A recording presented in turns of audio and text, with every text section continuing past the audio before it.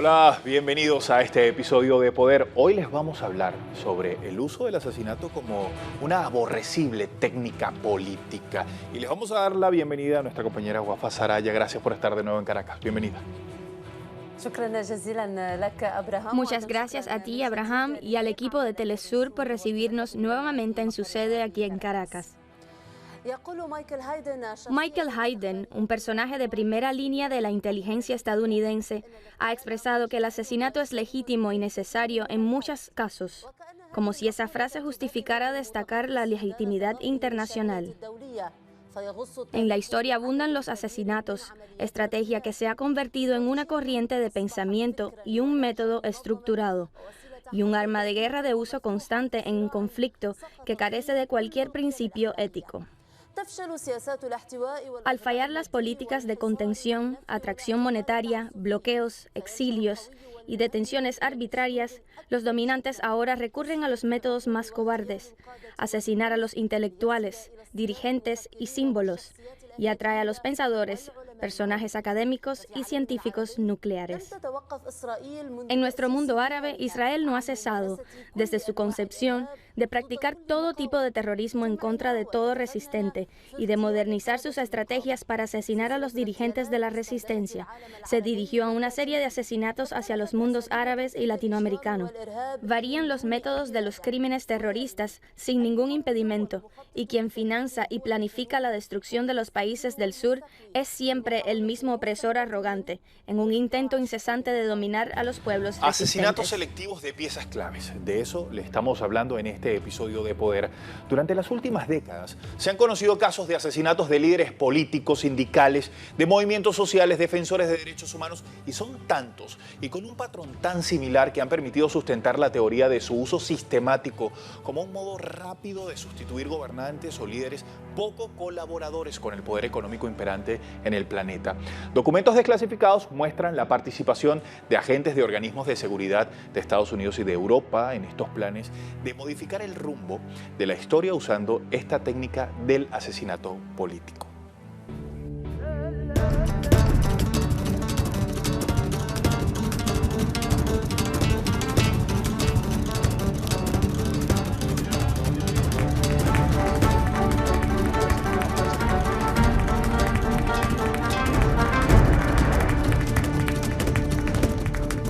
Para hablar sobre este tema nos acompaña Luis Brito García, es escritor venezolano, investigador, historiador, un hombre de letras y conocedor de varios de estos temas. Bienvenido, profesor, gracias por estar con nosotros. No, bueno, un placer compartir con ustedes y con el público.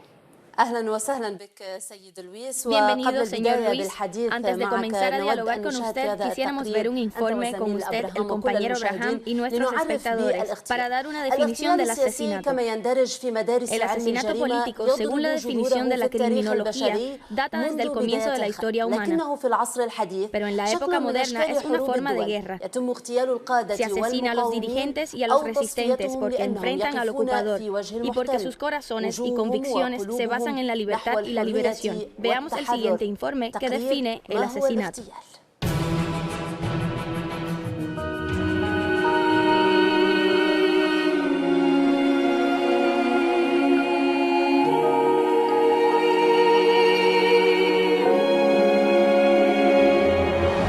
هو في التعريف تصفية جسدية لأسباب سياسية، وفي هذا الباب تندرج تصنيفات الاغتيالات من السياسي إلى ما يتعدى ذلك، وخصوصا فيما يخص الاغتيالات لقادة المقاومة والمناضلين ضد الاحتلال.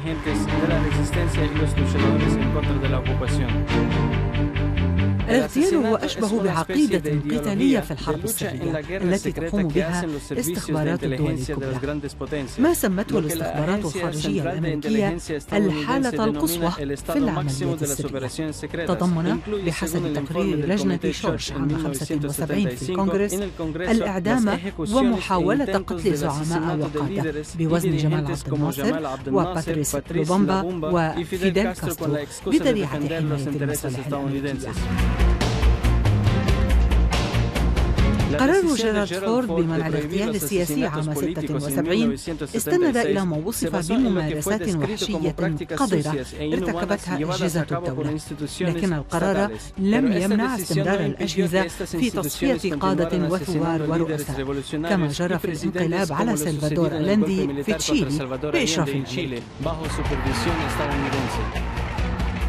يذكر تقرير الاستخبارات الخارجية الأمريكية قبل 30 سنوات 130 حالة اغتيال أو محاولة اغتيال سياسي تخرج من الوثائق بعد عودة جورج بوش عن قرار فورد فور وقوع أحداث سبتمبر أيلول. الموساد الإسرائيلي هو أكثر الأجهزة الاستخبارية التي تجاهر بالاغتيال بذريعة الردع الاستباقي، فلا يمكن أن نغفل عن لائحة جولدا، وهي اللائحة التي أصدرتها جولدا مائير رئيسة الوزراء الإسرائيلية سابقا بأسماء من تريد تصفيتهم من أعلام الفلسطينيين وقياداتهم. وتلقى مدير الموساد آنذاك لائحة جولدا ليعمل على اغتيال الفلسطينيين المدون أسماءهم في اللائحة واحدا تلو الآخر. وما زالت الاغتيالات الإسرائيلية مستمرة واللائحة بطول تاريخ المقاومة في مواجهة الاحتلال التي أبدع قادتها تشي جيفارا ويحيى عياش وعماد مغني وأبو علي مصطفى والكثير غيرهم من أجل التحرر والتحرير. Señor Luis, minutos antes del asesinato del luchador revolucionario Che Guevara, dijo a su ejecutor, según dicen: póngase sereno y apunte bien, va a matar a un hombre. Asesinaron a Che Guevara, pero su corriente sigue y fue inspiración de muchos movimientos revolucionarios y nacionalistas en diversas partes del mundo. En nuestro mundo árabe, Israel también asesinó a muchos personajes de la resistencia palestina y a dirigentes destacados en Palestina y en el Líbano. La pregunta es, ¿ha logrado la estrategia del asesinato sus objetivos? ¿Han contribuido estas operaciones a debilitar la resistencia o fueron un factor positivo para estos movimientos y contribuyeron a que estos perseveraran? Bueno, estamos en el mundo en una fase atroz, salvaje. Había una teoría según la cual los conflictos políticos solo podían pasar a la fase violenta después de una declaratoria de guerra. En esos conflictos solo debían pelear los ejércitos, es decir, tratar de matarse entre ellos los ejércitos formales acreditados, y la población civil debía ser respetada, la población civil no combatiente. Vemos desde hace más de un siglo que nada de esto se respeta, en absoluto. Hay guerras que no se declaran, sin embargo, dejan saldos terribles y mortales. Vemos que participan como combatientes grupos que no son ejércitos ni están acreditados como tales. Son usualmente mercenarios, bandas de criminales, etc. Y en tercer lugar, la acción violenta se centra en una población civil no armada e inocente, que es no combatiente. En este sentido, la Segunda Guerra Mundial fue un asesinato indiscriminado de civiles, bajo la doctrina de que por cada ciudadano civil que se inhabilitara eran necesarios 5 ciudadanos para cuidarlo y atenderlo.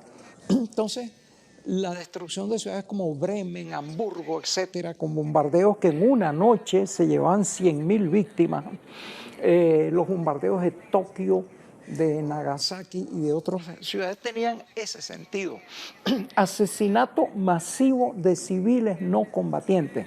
Robert McNamara dijo, si hubiéramos perdido la guerra, hubiéramos sido todos condenados como criminales de guerra, pero como son victoriosos, son héroes. Eso se ha seguido practicando. Bueno, en América Latina, en el Medio Oriente, tenemos una cantidad de casos obvios de asesinato político. El de Yasser Arafat, que ya fue incluso, creo que una confesión del Estado de Israel de que lo mandaron a envenenar. Milosevic es prisionero, se está defendiendo en su juicio y al segundo día del juicio se muere repentinamente. Nadie sabe por qué. En América Latina, bueno, vamos a olvidarnos de los asesinatos de César Augusto Sandino, el Che Guevara, Emiliano Zapata, pero tenemos más cercano el asesinato de Roldós, presidente del Ecuador. Su hija me dijo que ella confiaba que eso era un asesinato, su avión explotó en el aire sin ninguna causa justificable. Este es el caso del asesinato de Torrijos. Contra Fidel Castro se han intentado más de 2000 asesinatos, solo que como que Fidel es muy astuto, no se deja asesinar. Está la muy sospechosa muerte de Hugo Chávez Frías. No había ningún enfermo de cáncer en su familia. Es atacado por una variedad de cáncer extraña y muy agresiva. Y uno de sus edecanes de seguridad desertó y está actualmente bajo el sistema de protección de testigos de Estados Unidos. Entonces vemos que se ha pasado a una nueva etapa que es el asesinato. No solo ya Wafa ha hablado de que hay una política de Estado. El presidente Obama cada semana se reúne para considerar la lista de asesinatos selectivos. Es decir, él actúa como un asesino instigador porque él es el que da los medios y da la orden. Y entonces hemos visto casos como el siguiente, Irán, por ejemplo. En Irán hay cerca de un centenar de científicos que han sido asesinados. No estamos hablando de combatientes, no estamos hablando de policías, de gente... No. Son personas cuyo único delito es ser un científico. Entonces se considera que ese país no debe tener científicos, son muertos asesinados. En Venezuela tenemos, cerca de 2 centenares de dirigentes agrarios que han sido asesinados por sicarios, cerca de 2 centenares de dirigentes sindicales. Hace poco un joven parlamentario, Robert Serra, fue asesinado también en circunstancias espantosas. Hay un nuevo mal en el mundo que es el uso político masivo, institucional del asesinato, en condiciones en que no hay guerra, en condiciones en que la víctima no es militar ni está involucrado en cuerpos de seguridad, es simplemente un asesinato con fines políticos, vale decir, terrorismo. Claro. No, profesor, tiene otro nombre. Y tenemos que seguir revisando más de estos casos en América Latina y en el Medio Oriente, pero en Colombia el asesinato de Jorge Eliezer Gaitán, el 9 de abril de 1948, dejó marcada una huella en la historia de ese país. De acuerdo con historiadores, el 9 de abril de 1948, el posterior levantamiento popular, conocido como el Bogotazo, fue la fecha en la cual nace la real violencia en esa nación suramericana y marca también el inicio de la insurgencia guerrillera en ese país. En nuestra serie de asesinatos de hoy vamos a ver el poder del caudillo del pueblo, Jorge Eliezer Gaitán. Acompañados de este investigador, llegamos al corazón de Bogotá, más exactamente al lugar donde el 9 de abril de 1948 cayó asesinado el abogado y político colombiano Jorge Eliezer Gaitán. 68 años después, este sitio da cuenta cómo el crimen de un hombre pudo partir en dos la historia de un país. Fue el hecho más apabullante de aplastamiento de las luchas sociales y populares en Colombia, porque había ya un avance hacia un cambio social muy profundo en el país con la candidatura de Gaitán, y con su muerte se rompió ese proceso que venía de marcha de atrás para buscar una salida a la crisis social y económica y a la dictadura que estaban ya en ciernes. Entonces, por eso fue realmente una ruptura supremamente grave. Tras el asesinato del caudillo, la ira y el dolor se regaron como pólvora. El llamado Bogotazo, armado de pueblo, acusó a la oligarquía conservadora de haberlo asesinado. La muerte de Gaitán acabaría la posibilidad de cambio y marcaría el inicio de la época de la violencia, que luego de 6 décadas todavía recorre Colombia. Gaitán es un tipo de obligante consulta desde el punto de vista de la sociología, de la historia, de la economía, como un referente de aquello que quisimos ser y se nos malogró y no se nos permitió ser hace ya 68 años. Lucha por la tierra, por los derechos de los trabajadores, reivindicación de los pobres y excluidos, reconocimiento del país nacional por encima del país político, fueron algunas de las banderas de Gaitán, ideas progresistas acalladas con el magnicidio perpetrado por las fuerzas reaccionarias de la época. Tenía una atracción para el pueblo brutal porque les hablaba en sus propios términos, les hablaba un lenguaje que ellos entendían. Entonces yo sí pienso que Jorge Eliezer para la oligarquía y para las clases altas era definitivamente un peligro. Ahora en este país eso lo solucionan matando a la gente. Antes de terminar nuestro recorrido y junto a este politólogo y docente universitario, llegamos a la Casa del Caudillo, hoy convertida en museo. Acá, su presencia y su legado permanecen vigentes y están acompañados por un grito eterno que reclama justicia. Todavía estamos en deuda con la historia del país para desentrañar las lógicas de la verdad que condujeron a la muerte de Jorge Eliezer Gaitán y condujeron al ciclo de violencia de los años 50, para que este país sane esa cicatriz y pueda proyectarse hacia el futuro. El asesino de Gaitán fue muerto por la turba enardecida. Por el crimen del político no hubo ningún detenido. 68 años después, diversos sectores esperan que el acuerdo de paz que se discute en La Habana no solo marque el fin de la violencia, sino también se convierta en oportunidad para cerrar esa herida que desde el 9 de abril está abierta en el imaginario de los colombianos. Y seguimos revisando este tema con la ayuda del profesor Luis Brito García. Profesor, ¿tienen los mismos objetivos los asesinatos políticos en América Latina, por lo menos este caso de Jorge Eliezer Gaitán, con los que se producen también en el Medio Oriente? ¿Tienen el mismo objetivo? Bueno, es la misma idea. Es decir, en lugar de intervenir, actuar políticamente de acuerdo con unas ciertas reglas del juego, democracia, consenso de los pueblos, etc., se juzga que es más sencillo eliminar a alguien a quien se considera molesto.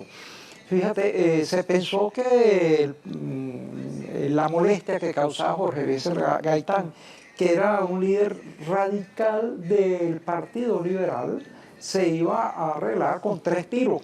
Y esos 3 tiros todavía están resonando en Colombia. Es un proceso que ha costado decenas de millares de muertos.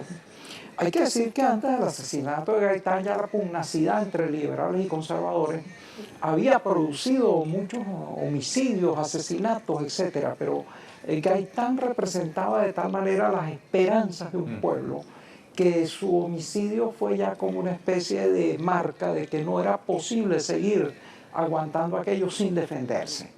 Y ahí comenzó una sangrienta guerra civil que todavía dura. Hay unos acuerdos para intentar terminarla, pero todavía dura.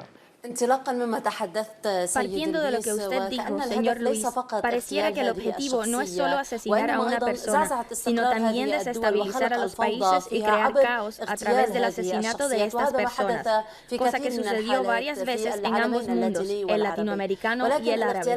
Los asesinatos son un arma de guerra constante e ilimitada en la estrategia israelí y estadounidense, como la lista de Golda Meir, ex primera ministra israelí, quien comenzó a asesinar a los dirigentes palestinos desde 1972, cosa que el Mossad israelí sigue haciendo. Sobre el departamento Kidon, un Mossad dentro del Mossad, ¿cuáles son sus tareas? Veámoslas en el siguiente informe.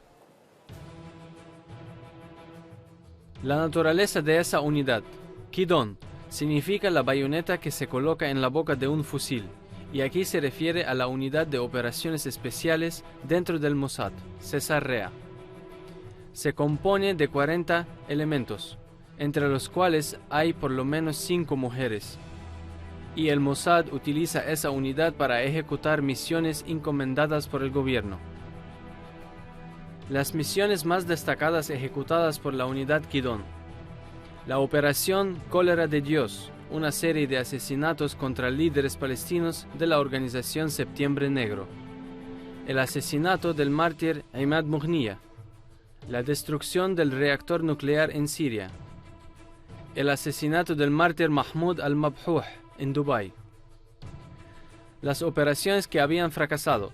El año 1973 se produce el escándalo de Lillehammer, Noruega, cuando fue asesinado un camarero marroquí del nombre Ahmad Bouchiki, creyendo que era Ali Hassan Salami, el líder de la operación de Múnich.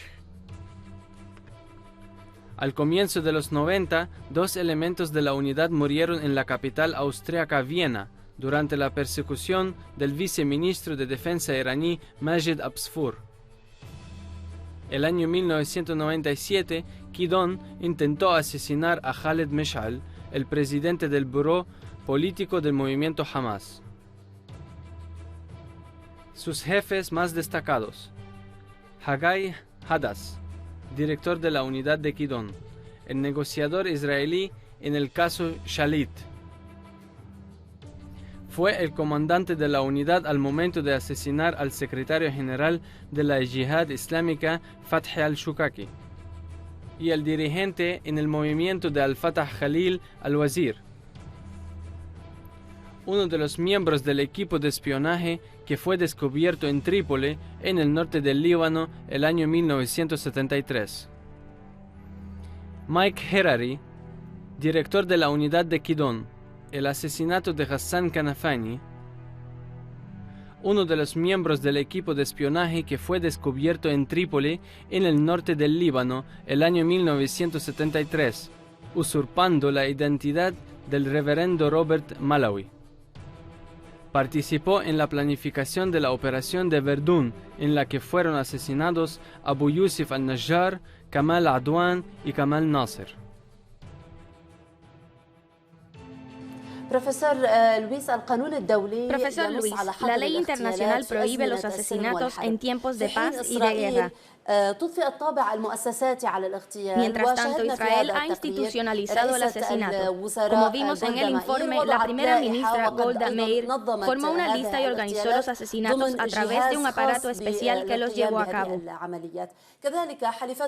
Su aliado Estados Unidos durante la presidencia de George Bush también permitió que la CIA formara una unidad de asesinatos ultra secreta, bajo lo que denominó asesinatos a miembros de Al-Qaeda.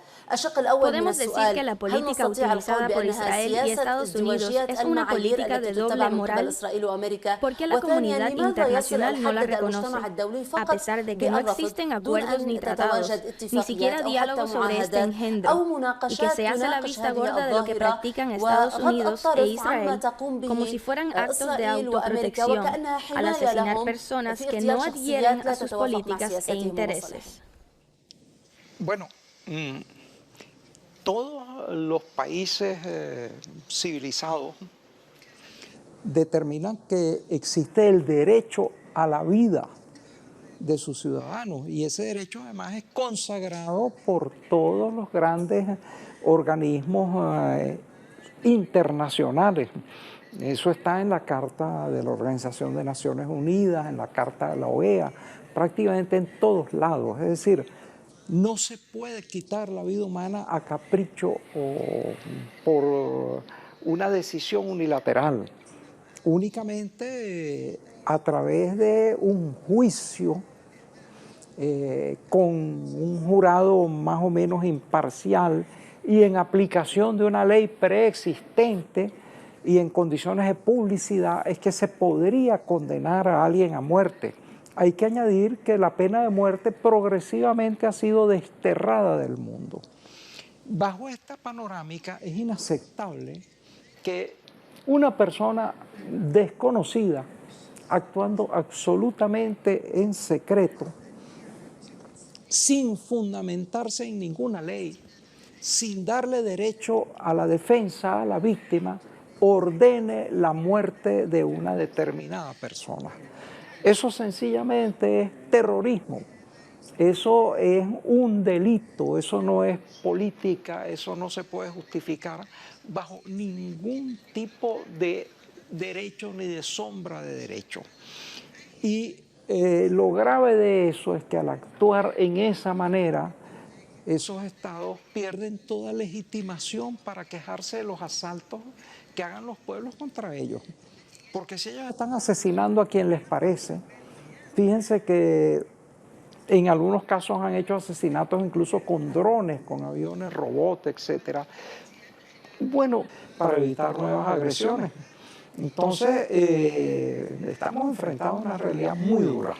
Y como dice Wafa, eso tiene que ser motivo de un acuerdo internacional para que estas situaciones se regulen, sean enjuiciadas y sobre todo sean sancionadas, porque mientras no exista sanción, se van a continuar repitiendo para daño de la humanidad en su conjunto. Profesor, ¿se puede entender que una persona sienta que otra le molesta y va y la elimina de esta manera? Es inaceptable ese tipo de violencia, pero lo más complicado es que sea todo un país que acepte ese tipo de medidas que aplica su gobierno o algún miembro de su país. Quiero que usted me cuente su opinión acerca de esto, pero que lo hagamos luego de esta pausa que vamos a hacer aquí en este episodio de Poder. Ya venimos.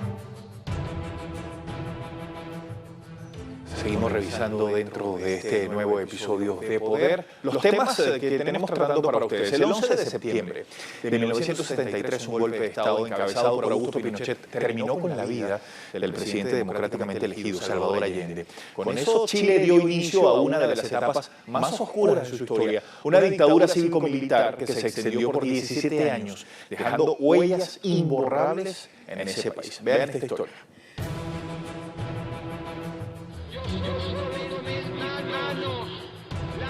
El 4 de septiembre de 1970, hombres y mujeres de todo el país celebraban el triunfo de Salvador Allende. Esto, que para los sectores populares representaba la promesa de mejorar sus condiciones de vida, era al mismo tiempo una amenaza para los intereses de otros. También se ven seriamente asustados y amenazados por la posibilidad de que el proceso de la Unidad Popular contagiara a otras regiones de la región y supusiera, por tanto, un estado de alteración al poder y al control que tradicionalmente tenía Estados Unidos. Documentos desclasificados por el gobierno de los Estados Unidos dan cuenta de cómo la conspiración contra el gobierno de la Unidad Popular comenzó desde el momento en que éste se perfilaba como ganador de las elecciones. Las palabras del presidente estadounidense de la época, Richard Nixon, fueron contundentes. Hay que hacer gritar la economía chilena. La respuesta finalmente por parte de estos sectores va a ser la tramada un golpe de Estado, llevar adelante diversos intentos previos de desestabilización institucional, hasta que finalmente se juega la carta golpista. El 11 de septiembre de 1973, el general Augusto Pinochet encabeza un golpe de Estado contra el gobierno de Allende. El bombardeo al Palacio de la Moneda y la muerte del presidente en su interior marcan el inicio de los años de terror que vivirá Chile a partir de entonces. Allende tenía perfectamente claro además era un hombre muy respetuoso, que es el presidente público, a mí no me saca de aquí muere, aquí me saca un ataúd. Eso. Ahora, el tema es que creía que era cierto. La dictadura se instala, dejando a su paso una estela de horror que se cifra en más de 40.000 víctimas entre muertos, desaparecidos, prisioneros y exiliados, según cifras oficiales. Paralelamente, la figura de Allende se reafirma como símbolo de resistencia. Allende hoy tiene su monumento en la Plaza de la Constitución, frente a lo que era su oficina, la moneda. Es difícil encontrar en una ciudad tanto que no haya algún hecho que está aquí recuerde esencial. ¿Dónde están sus detractores? En el historia. La dictadura estableció las condiciones económicas que harían de Chile en las décadas posteriores uno de los países con mayor desigualdad social del continente. Pero en la calle, quienes se asumen como herederos del legado de Allende siguen reivindicando su ejemplo como un elemento indispensable para la construcción de un país más justo y democrático. Y seguimos analizando este tema con la ayuda del profesor Luis Brito García. Profesor, ¿cómo es posible entender que una persona se atreva a quitarse a otra del camino porque le molesta para resolver sus intereses? Ya eso es difícil de entender, pero entender a una sociedad completa que acepte que eso suceda, que un miembro de su país utilice esa técnica para abrirse camino, ¿cómo eso es posible? Bueno, uno podría incluso plantear lo siguiente. Dentro del gobierno del país que hace esto, eso no es una cosa que ellos lo divulguen, que lo anuncien, ni que esté dentro de la legalidad. Ellos están violando las normas de su propio país. Es decir, están violando el derecho internacional, las normas de su propio país. Y entonces usualmente actúan en secreto. Esas son cosas que se vienen a saber porque hay filtraciones de seguridad. De todos modos, los ciudadanos del país que utiliza esas tácticas deberían hacer una presión democrática con el objetivo de que esas tácticas no continuaran porque si no se están enfrentando a una dictadura. ¿Cuál es la definición de una dictadura? Un gobierno que no obedece ningún tipo de regla legal, que considera por encima de la ley arbitrariamente, y eso es exactamente lo que está sucediendo. Unas personas, sin que ninguna ley los capacite para eso, sin recurrir a tribunales, dictaminan arbitrariamente la muerte de personas que por su propio y juicio particular les parece que pueden ser dañinas para los intereses de su país o para lo que sea. No necesitan fundamentarlo y además entonces designan los ejecutores de esa sentencia. Eso es enteramente ilegal, son conductas delincuenciales. Y por lo tanto, un país verdaderamente democrático no puede continuar con la aprobación por acción u omisión de ese tipo de conductas, que son terribles además. Al aplicar este tipo de políticas, el país se hace acreedor a represalias que en ese caso sí serían legítimas. Es decir, porque tú no puedes operar fuera de la legalidad del derecho internacional indefinidamente. Hay que señalar que en muchos de sus documentos oficiales, Estados Unidos durante este siglo ha declarado que cuando sea necesario para sus intereses, ellos van a actuar, si es necesario, por fuera del derecho internacional e incluso unilateralmente, sin estar acompañado de otros países. Esa es una declaratoria de guerra al mundo que consta en documentos oficiales.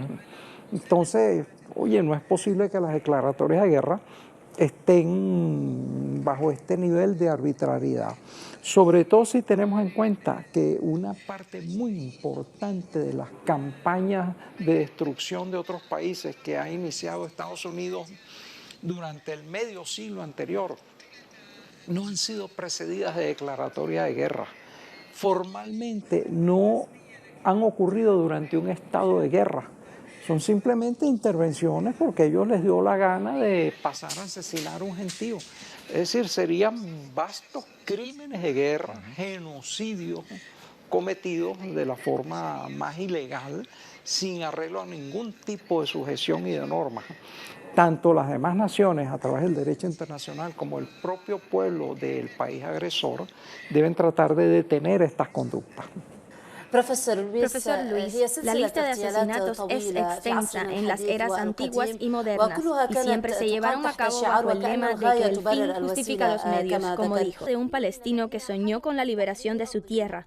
Fue arrestado por las fuerzas de la ocupación israelí a mediados de los 80 del siglo pasado, con la acusación de haber matado a un colono israelí.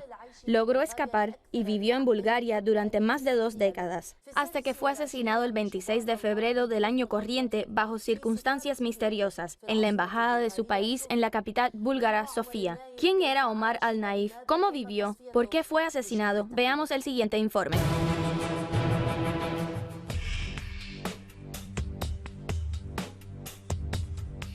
Israel jamás perdonó a Omar al-Naif por haber sido uno de los primeros en resistir con un cuchillo la ocupación israelí de su país. El ejército israelí lo arrestó en 1986 con la acusación de haber acuchillado a un israelí en Jerusalén, pero el oriundo de Jenin marcó la historia israelí de nuevo al escaparse de la cárcel y de la sentencia de prisión perpetua 4 años después de su condena.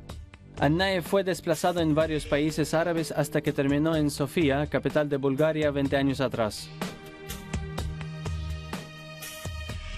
El acercamiento búlgaro-israelí sobre varios temas, entre ellos la seguridad, llevó a que Tel Aviv solicitara a las autoridades búlgaras que entregaran al-Naif en diciembre del año pasado. El hijo del Frente Popular para la Liberación de Palestina se asiló en la embajada palestina y ahí estuvo más de 70 días hasta que se halló su cadáver a fines de febrero en el patio de la embajada, que se encontraba sin custodia ni vigilancia por cámaras de seguridad.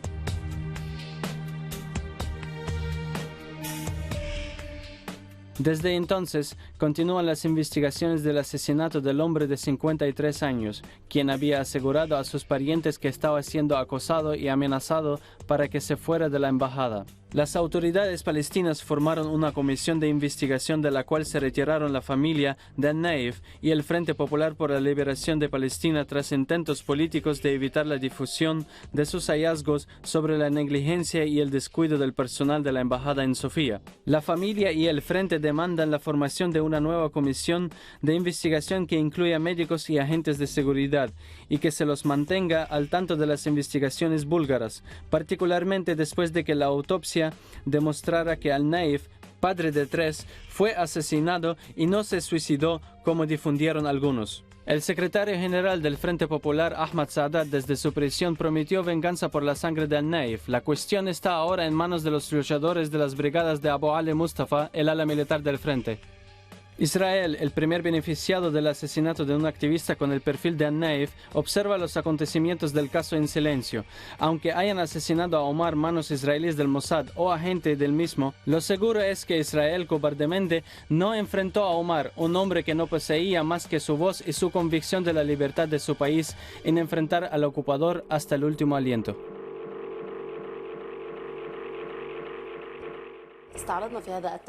En el informe hemos visto la última operación llevada a cabo por Israel, aunque hasta ahora no ha admitido la mayoría de los asesinatos que ha cometido, no solo el asesinato de Omar al-Naif en Estados Unidos. La pregunta es, ¿quién los juzga? ¿Por qué sus crímenes no han sido frenados? ¿Por qué son impunes estos países al asesinar no solo dirigentes palestinos, sino también científicos nucleares en Irán, Irak y Egipto, y también presidentes de países latinoamericanos? Ante todo, primero, extremar las medidas de seguridad de los países que son agredidos regularmente para defenderse. Derecho de legítima defensa, eso es lo primero. En segundo lugar, acudir ante los organismos internacionales.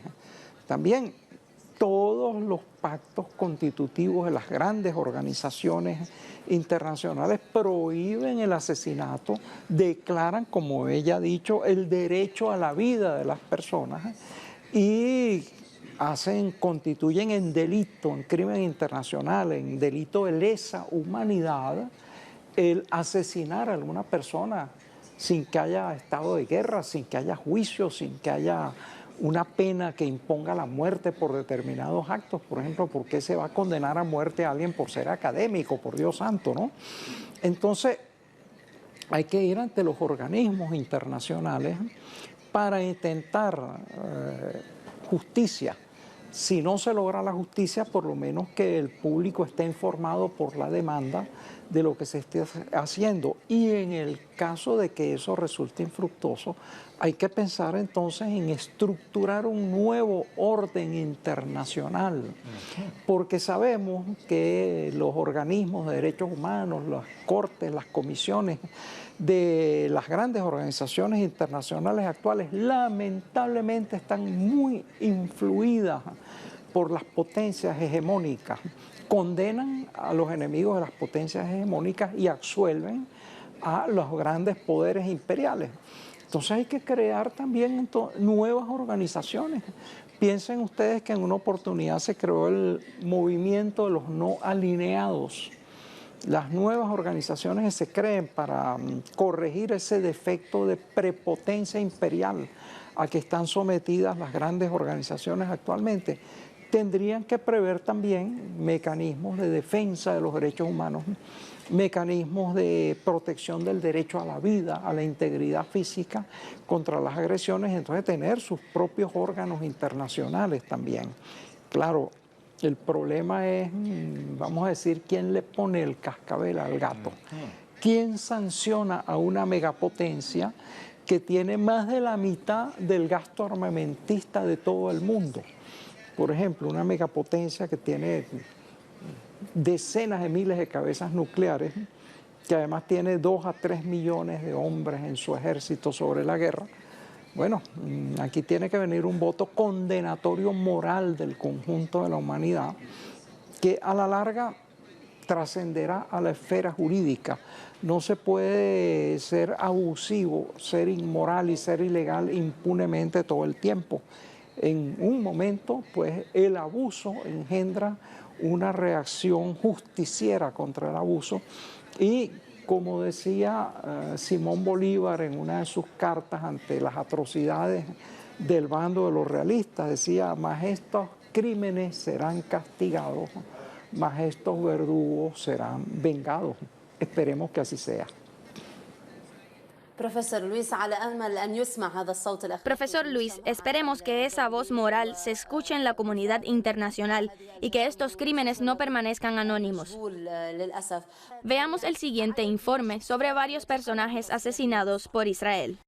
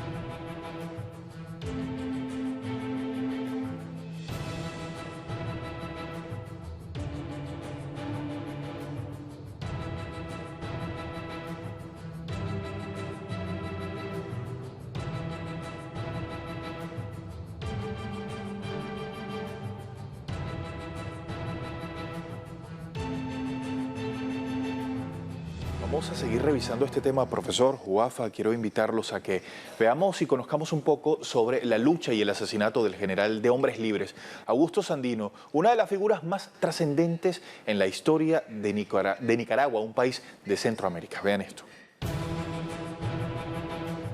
33-year-old Augusto Sandino. Es público que la gesta de Sandino comenzó en 1927 y terminó el 31 de diciembre de 1932.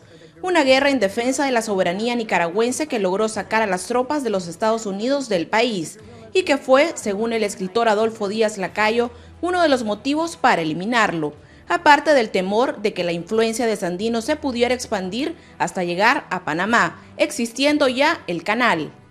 Era territorio de Estados Unidos y era, digamos, una obra clave en el tráfico, digamos, internacional y en la conexión entre el este de los Estados Unidos con el oeste de Estados Unidos y además de toda la estructura militar naviera de Estados Unidos que se movía en el Atlántico o digamos en el Mar Caribe, que siempre decían ellos que era el mar de ellos. Para ese investigador, el magnicidio de Sandino está documentado y se ordenó en la oficina del jefe del director de la Guardia Nacional. Fue ejecutado el 21 de febrero de 1934, con el apoyo de Estados Unidos, por no querer permitir la libertad y soberanía de los pueblos. Los dos grandes intentos de Nicaragua, como fue el de Celedón y el de Sandino, es decir, fueron cortados, los dos asesinados, los dos fueron asesinados, tanto Celedón como Sandino. Y el Frente Sandinista, el que reivindica la lucha de los dos ellos, de Celedón y de Sandino. Cairo Amador afirma que luego del asesinato de Sandino, las consecuencias para Nicaragua fueron duras, una dictadura que duró 45 años. Y en medio de eso, el surgimiento de movimientos que con la sombra y con el espíritu de Sandino comenzaron a reivindicar primero su imagen y luego a darle contenido a un movimiento que, inspirado bajo la égida de Sandino, se convirtió en el Frente Sandinista de Liberación Nacional.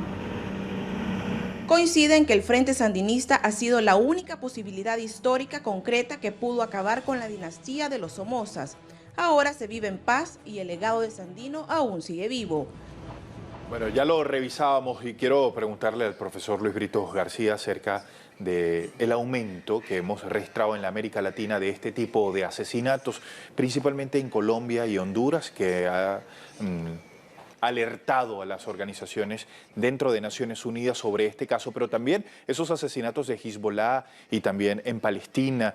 Y precisamente, profesor, quiero preguntarle, ¿este tipo de asesinatos puede hacer que los luchadores, quienes están en resistencia, por temor a ser asesinados, se replieguen, se retiren, que estos países se rindan ante quienes quieren atacarlos? Mira, esa ola de asesinatos corresponde a una política generalizada. Están interviniendo como actores en la escena internacional y nacional bandas criminales, pero que no son criminales privados que roban a otros, sino que son financiados, organizados, armados por grandes poderes internacionales. En uno de los países cercanos a Estados Unidos operan más de 16 grupos paramilitares armados que están vinculados con el tráfico de droga, pero también con cuestiones políticas. En toda Centroamérica hay grupos de esa índole. Lamentablemente, pues en la hermana República también hay grupos paramilitares con una gran extensión. Algunos de ellos se han pasado a Venezuela y operan. Tenemos entonces un complejo panorama de movimientos ilegales, pero que actúan de consumo con fuerzas políticas imperiales.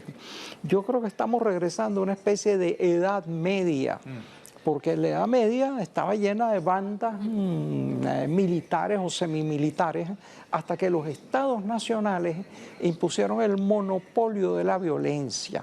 Hay una situación perversa en la cual los estados estarían renunciando al monopolio de la violencia legítima. Pues. Y entonces una gran cantidad de bandas, organizaciones, grupos, pandillas de delincuentes, sectas, etcétera, comparten el uso de la violencia indiscriminada. Esa es una situación con la cual hay que acabar. Eso se parece a la caída del Imperio Romano. El Imperio Romano tenía por lo menos una especie de autoridad central. Cuando no pudo mantener esa autoridad, todo lo que había sido su imperio fue un hervidero de facciones, y ese conjunto de facciones vinieron a acabar con el propio imperio. Lo que estamos viendo ahora en esta delegación del Estado de sus facultades legítimas de ejercer la violencia delante de la ley, en infinidad de grupos que ejercen una violencia indiscriminada e ilegal con supuestos objetivos políticos, es una disolución del Estado. Es una disolución del Estado que señala más que un aumento del poder, de la fuerza del imperio, una debilidad del imperio.